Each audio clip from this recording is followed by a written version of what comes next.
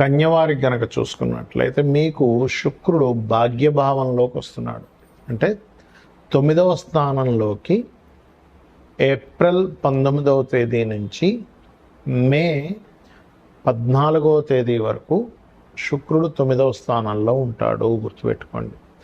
అదేవిధంగా అష్టమంలో కుజుడు మే దాదాపుగా 12వ తేదీ నుంచి ఒక 45 రోజుల పాటు అక్కడ ఉంటాడు.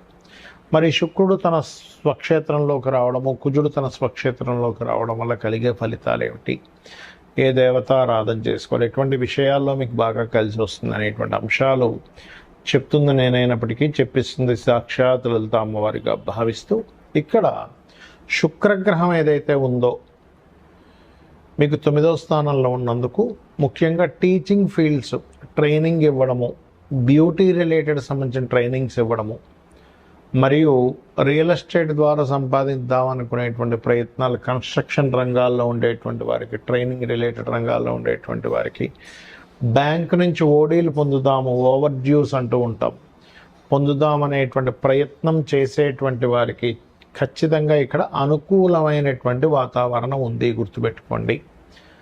అలాగే మరొక విషయం ఏంటంటే ఇక్కడ గమనించినట్లయితే ఈ యొక్క శుక్రగ్రహము ఏదైతే ఈ రాశిలోకి వస్తుందో ముఖ్యంగా దీని మూలంగా ధన సంబంధించినటువంటి విషయంలో అనుకూలత, మీరు చేసేటువంటి ఉద్యోగంలో కూడా కాస్త అంటే వాళ్ళ జీతాలు పెరగడము కొంతవరకు అనుకూలతనిస్తుంది. కాకపోతే శుక్రుడు 9లో ఉన్నప్పుడు శని యొక్క దృష్టి కూడా ఉంది కాబట్టి, శని కుజుడితో కలిసిన దృష్టి కూడా ఉంది కాబట్టి కొంచెం గురువులతోని తండ్రితోని ప్రేమ ఉంటూ ప్రేమ మూలంగానే కొంత గొడవలు జరుగుతూ ఉంటాయి, గుర్తుపెట్టుకోండి.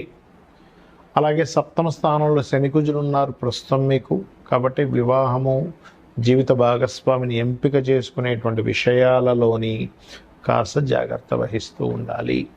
అలాగే కుజుడు 8వ స్థానంలోకి వస్తాడండి మీకు ఎప్పటి నుంచి మే 12వ తేదీ నుంచి మే 12వ తేదీ నుంచి ఒక 45 రోజుల పాటు అక్కడ ఉంటాడు, 40 నుంచి 45 రోజుల పాటు. ఆ సమయంలో మాత్రం ఖచ్చితంగా మీరు వాహనం మీద వెళ్ళేటప్పుడు, ఎందుకంటే 8వ స్థానంలో కుజుడు, ఇది కూడా అగ్నితత్వ రాశుల్లో, వాహనం మీద వెళ్ళేటప్పుడు ఖచ్చితంగా ఈ యొక్క లగ్నానికి పాపి అవుతున్నాడు కాబట్టి జాగ్రత్తగా ఉండాలి. రెండవది, ఆ సమయం అంతా కూడా సంతాన సంబంధించినటువంటి విషయంలో, సంతానానికి వాళ్ళ యొక్క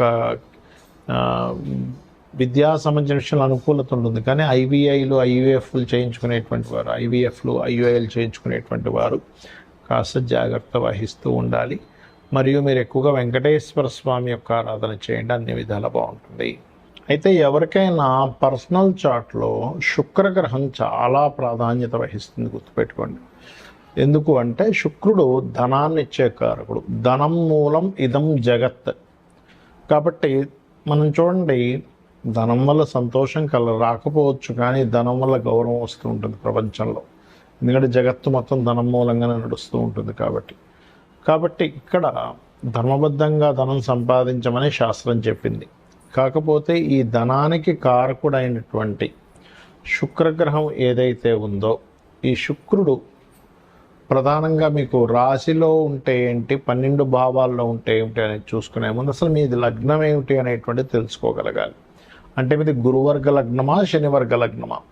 గురువర్గ లగ్నాలు అంటే ఏమిటి అంటే మేషము, కర్కాటకము, సింహము, వృశ్చికము, ధనస్సు, మీనము, ఇవి గురువర్గ లగ్నాలుగా చెప్పబడతాయి. మరి శనివర్గ లగ్నాలు అంటే వృషభము, మిథునము, కన్యా, తుల, మకర, కుంభాలు శనివర్గ లగ్నాలు. ఇక్కడ ఈ గురువర్గ లగ్నాలకు శుక్రుడు పాపి అవుతాడు, శనివర్గ లగ్నానికి శుభుడు అవుతాడు. అయితే ఈ శనివర్గ లగ్నాలకు మాత్రమే మరి ధనం సంపాదిస్తారా శుక్రుడు శుభుడు అవుతున్నందుకు, గురువర్గ లగ్నాలకు సంపాదించడం అంటే అలా ఏమి ఉండదు. ఎందుకంటే తన సహజంగా సెకండ్ లార్డ్, 2వ అధిపతి బాగుంటే ఎవరికైనా ధనం బాగుంటుంది. 2వ అధిపతి, పంచమాధిపతి, భాగ్యాధిపతి, లాభాధిపతి. అయితే ఇక్కడ గురువర్గ లగ్నాలకి శుక్రుడు వల్ల కొంత ఇబ్బంది ఉంటుంది. అంటే స్త్రీ మూలకంగా, ధనం మూలకంగా, కంఫర్ట్స్ మూలంగా, వాహనాల మూలంగా ఇస్తూ ఉంటాడు. అయితే మరలా ఆ శుక్రుడు కనుక కొంత శుభగ్రహాలతో చూడబడ్డ, అంటే అది ఏ రాశుల్లో ఉంది, ఏ నక్షత్రంలో ఉంది, ఏ గ్రహంతో చూడబడుతుంది, ఏ ఏ యొక్క రాశిలో ఉంటూ ఇంకో ఏ రాశిలో ఉండే గ్రహంతో చూడబడుతుంది అనే దాన్ని బట్టి అది శుభుడైనా పాపైనా సరే ఆ యొక్క తత్వాలు మారిపోతూ ఉంటాయి, గుర్తుపెట్టుకోండి. అయితే ఇక్కడ మీరు అర్థం చేసుకోవాల్సిన అంశం, మీకు ఉదాహరణకి లగ్నంలో శుక్రుడు ఉన్నాడు అనుకోండి ఎవరికైనా, అది గురువర్గ లగ్నం అయితేనేమో కొన్ని ఎక్కువ అధిక కంఫర్ట్స్ వల్ల వాళ్ళ దేహం పాడవుతూ ఉంటుంది. అదే కనుక శుక్రుడు మంచివాడు అనుకోండి మీ లగ్నానికి, లగ్జరీ లైఫ్ ఖచ్చితంగా అనుభవిస్తాడు.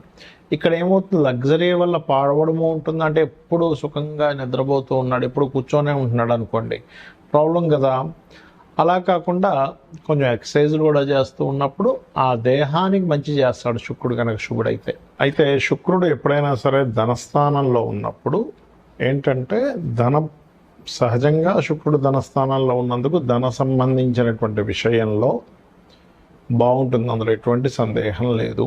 కాకపోతే శుభుడైతే మరింత చక్కగా ధనయోగాన్ని పెంచుతూ ఉంటాడు. అయితే ఇక్కడ ఏ ఆధిపత్యం కలిగి ఉండి ఆ ధనస్థానంలో ఉన్నాడో వాటి మూలంగా, అంటే 4వ అధిపతి శుభత్వం వచ్చి 2లో ఉంటే క్రియేటివ్ మూలంగా, లేకపోతే రియల్ ఎస్టేట్ మూలంగా, కన్స్ట్రక్షన్స్ మూలంగా, వాహన సంబంధంగా మీకు ధనయోగాన్ని అనేటువంటిది ఇస్తాడు, గుర్తుపెట్టుకోండి. ఇక 3వ భావంలో శుక్రుడు ఉన్నాడు ఉదాహరణకి, పాప అయితేనేమో కొంతమంది స్త్రీల పరిచయాల వల్ల ఇబ్బంది వస్తుంది, శుభుడైతే వాళ్ళ వల్లనే కొంత సహకారం ఉంటుంది, సహోదరులతో కొంతవరకు శుభుడైతేనేమో ప్రేమానురాగాలు ఉంటాయి. పాప అయ్యాడు అనుకోండి, కొంతమంది చూడండి సొంత చెల్లెలే, సొంత అక్కే, లేకపోతే తెలిసిన వాళ్ళే స్త్రీ ఇబ్బంది పెట్టింది, మోసం చేశారంటూ ఉంటారు, అలాంటివి జరుగుతూ ఉంటాయి. 4వ భావంలో కనుక శుక్రుడు మీకు బాగుంటే ఖచ్చితంగా గృహయోగము, వాహన యోగం ఖచ్చితంగా ఉంటుందని చెప్పొచ్చు. అది శుభుడై బాగుంటే. పాడైతే వీళ్ళ పేర్ల మీద, అంటే శుక్రుడు కేతువు కలిసి ఉంటాడు, అలాంటప్పుడు వీళ్ళ యొక్క పేర్ల మీదే తీసుకోవడం వల్ల ఇబ్బంది వస్తుంది, ఇది ప్రధానంగా గుర్తుపెట్టుకోండి. అదేవిధంగా 5వ స్థానంలో శుక్రుడు ఉన్నాడు, అప్పుడు ఏంటంటే శుభుడైతేనేమో వాళ్ళ సంతానానికి ముఖ్యంగా ఏంటంటే ఈ వివాహ సంబంధించినటువంటి విషయంలో ఏదైనా ఇష్టపడి సంబంధాలు రావడము, లేదా పంచమంలో ఉన్నప్పుడు సంతానానికి కళల మీద ఇంట్రెస్ట్ కలగడం జరుగుతుంటుంది. అదే పంచమంలో పాడై ఉన్నాడు అనుకోండి శుక్రుడు ఉదాహరణకి మీకు, అప్పుడు కొంతమంది చూడండి సంతానం ఏదో సినిమా ఫీల్డ్ అనో లేకపోతే ఇంకేదో కళలు అనే అక్కడ వ్యసనాలు పాడైపోతూ ఉంటారు, అటువంటివి కలుగుతూ ఉంటాయి. అది ఇక ఇక్కడ ఏంటంటే మీరు కాన్సెప్ట్ అర్థం చేసుకోవాలి, శుక్రుడు శుభుడా పాప అయితే మరింత పాడైపోయి ఉన్నాడా, శుభుడైనా సరే శుభత్వాన్ని ఇచ్చే దాంట్లో లేకుండా ఎక్కువ పాడైపోయాడా, బాగున్నాడా అనేది ప్రధానంగా చూసుకోవాల్సిన అంశం. ఇప్పుడు ఈ శుక్రుడు 6లో ఉన్నాడు అనుకోండి, ఎవరికైనా శుక్రుడు 6లో ఉన్నా 11లో ఉన్నా ముఖ్యంగా వివాహ జీవితం మీద ఎఫెక్ట్ చూపిస్తాడు. కాబట్టి వివాహ సంబంధించినటువంటి అంశంలో ఎక్కువ ఇబ్బందినిస్తూ ఉంటాడు. అలాగే మనకి కామన్గా ఈ యొక్క శుక్రుడు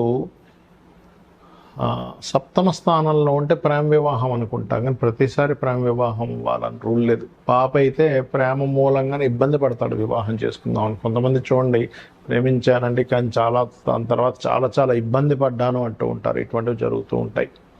అదేవిధంగా ఒక్కొక్కసారి శుభుడయ్యాడు అనుకోండి, పార్ట్నర్స్ వచ్చినప్పటి నుంచి బాగుంటుంది, జీవిత భాగస్వామి కావచ్చు, లేకపోతే లైఫ్ పార్ట్నర్ కావచ్చు, బిజినెస్ పార్ట్నర్ కావచ్చు. అష్టమంలో ఉంటే శుభుడైతేనేమో తాతగారి ప్రాపర్టీస్ బాగా కలిసి వస్తాయి, పాప అయితేనేమో తాతగారి ప్రాపర్టీస్ ఉండడం వల్ల వీళ్ళు ఒక్కోసారి పాడైపోతూ ఉంటారు కూడా. అలాగే యాక్సిడెంట్స్ కూడా ఎక్కువ అవుతూ ఉంటాయి ఒకవేళ పాప అయితే కనుక. అష్టమాధిపతి పాప చతుర్థంలో ఉన్నాడు అనుకోండి, అప్పుడు ఆ ప్రభావం ఎక్కువగా ఉంటూ ఉంటుంది. ఇక అదేవిధంగా గమనించుకున్నట్లయితే భాగ్యంలో ఉంటే తండ్రికి కళా సంబంధించినటువంటి భాగ్యం, అంటే ఇప్పుడు హైయర్ ఎడ్యుకేషన్లో మంచి ఫలితాలు ఇస్తాడు బాగుంటే. పాడైతే తండ్రి వ్యసనాలు పాడవడం కూడా జరుగుతూ ఉంటుంది. దశమంలో శుక్రుడు ఉంటే బ్యాంకింగు, ఫ్యాషన్ రిలేటెడ్ రంగాల్లో ఉద్యోగాలు. పాడైనట్లయితే ఆ ఫ్యాషన్ రంగాలకు వెళ్ళడం ద్వారానే ఇబ్బంది వస్తూ ఉంటుంది, బ్యాంకింగ్లోనే తిరుగుతూ ఉంటాడు కానీ జాబ్ రాదు. ఇక్కడ ఏంటంటే మీరు దేంట్లో ఎక్కువగా తిరుగుతూ మీ సమయాన్ని వృధా చేసుకుంటున్నారు అనేటువంటి విషయాన్ని కూడా గ్రహం చెప్తుంది, గుర్తుపెట్టుకోండి. అలాగే లాభస్థాన శుక్రుడు ఇందాక మనం చెప్పుకున్నాం, వివాహ జీవితం, వివాహ సంబంధించిన విషయాలకు మంచిది కాదు అని. అలాగే మరొక విషయం ఏంటంటే 12వ స్థాన శుక్రుడు సుఖాన్ని ఇస్తాడు, అంటే కంఫర్ట్ లైఫ్ని ఇస్తాడు. కాబట్టి శుక్రుడు ఎప్పుడు కూడా 11 కంటే 12 చక్కటి ఫలితాలు ఇస్తుంది. ఇక ఈ యొక్క విషయంలో శుక్రుడు కనుక పాడైనట్లయితే ఎవరైనా సరే అమ్మవారి ఆరాధన చేయడము, లలితా సహస్రనామాల యొక్క శ్రవణము పఠనము చేయడం కనుక చేసినట్లయితే అన్ని విధాలా బాగుంటుంది. శ్రీమాత్రే నమః.